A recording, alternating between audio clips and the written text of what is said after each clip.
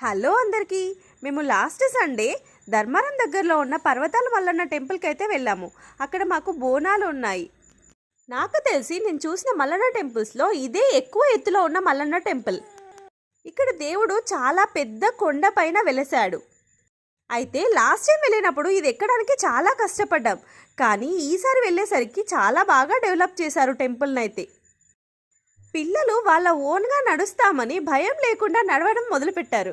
కానీ మాకు భయం ఉంటుంది కదా, సో పట్టుకొని నడిపించాము. ఇలా సైడ్స్కి వెళ్తే పడిపోతారని భయం ఉంటుంది కాబట్టి పట్టుకొని నడిపించాము. ఇంకా చూసారా, ఇదే దేవుడు, కొండకే దేవుడు వెలిసాడనమాట.